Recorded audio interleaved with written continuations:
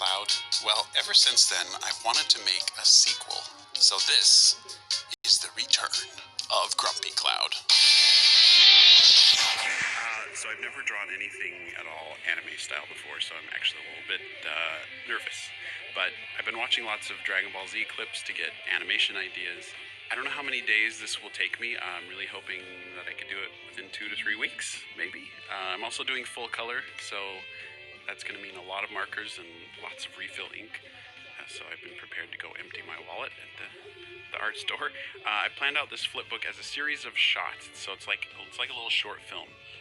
I'll probably animate it out of order and just take it one shot at a time, depending on whatever mood I'm in that day. One thing I've noticed, especially in old Dragon Ball Z, is how much they were able to get away in a lot of shots with just using like 1 or 2 drawings and then having the animation mostly happen in the color. So for example, look at this shot. It's literally just 2 drawings that toggle quickly back and forth. So I'm going to try that here. So I've got the first drawing where I like it. Now all I need to do is trace over that to make an alternate version. Then I trace over each of those a bunch of times and then put it together. We alternate back and forth between them. And I actually think that looks kind of cool. Honestly, I used to think of this technique of flickering between 2 drawings as a sort of cheat, you know, just an easy way to keep a still drawing looking alive. But I'm realizing it actually does a lot more than that. It really does add a sense of tension to a shot. You know, like if you have a drawing of a snarling face and then you add vibration to it, it really ups that sense of like pent-up energy. In my previous flipbook, the girl, she shoots this energy blast. It's like a Kamehameha wave from Dragon Ball Z. So she's going to do that again here, but this time it's just going to be crazy, huge, anime-style, epic. I have a confession to make. Before I made the first Grumpy Cloud flipbook, I had never heard the word Kamehameha before. I didn't really grow up watching Dragon Ball Z, but I started getting all these comments saying Kamehameha, and I was like, what the heck is that weird word, Kamehameha? So I looked it up and I realized, oh yeah, she's totally doing a Kamehameha wave. So since then, I've watched tons of videos and clips, and I've actually been wanting to watch Dragon Ball Z for a really long time, so it's nice I'm finally getting educated. I've also learned that there's actually some debate over the correct way to pronounce Kamehameha. The English dubs have done it differently over the years. Some have pronounced it as Kamehameha or Kamehameha, and others have said Kamehameha. Apparently that is the more correct way to say it. I'm sure I'm going to end up saying it both ways during the video, so don't be too hard on me in the comments. Anyway, I've seen these cool Goku action figures. I was thinking about getting one. I'd really like to do some stuff. So I guess I've been imagining if Goku had a daughter, maybe this is what she would be like. By the way, I'm pretty much saving all of the coloring for the end. I'm going to go through and draw everything first, make sure it's working, and then I'll go back and color everything. The nice thing about a lot of the animation that I'm doing here is that once I've created kind of that first master drawing, I'm often just holding that pose or moving the object across the page. So once I've got that first drawing done, I can just trace over that drawing over and over as it moves. Alright, now I'm going to do a close-up shot of the hands. This is where we're actually going to see the energy ball starting to form, so I'm kind of excited for this shot.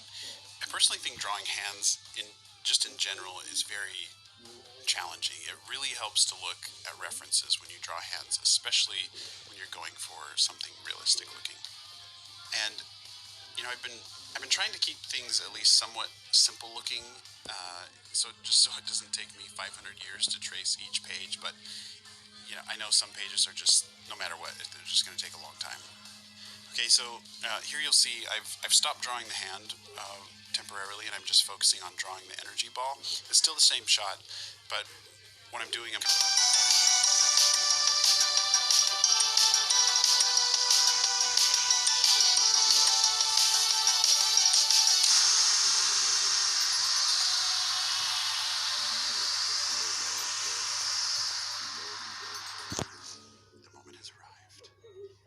total for drawing and coloring 35 workdays over the course of 3 months and 100 hours of time-lapse footage. And the grand total page count is 658 pages. Whew. Should I see if I can flip it like this? Let's see if I can even hold it without dropping it. Okay, so I can actually hold it with one hand. vicariously, but flipping it, not so much, not a chance, in fact. So I'll break it up into chunks, I'll film each one, and then splice them together in the editing, and it should look pretty seamless. Before I flip this, thanks for watching me make it. This was a huge project, and I'm just grateful to have you all here, making it possible for me to do stuff like this. All right, hope you like it. Here goes.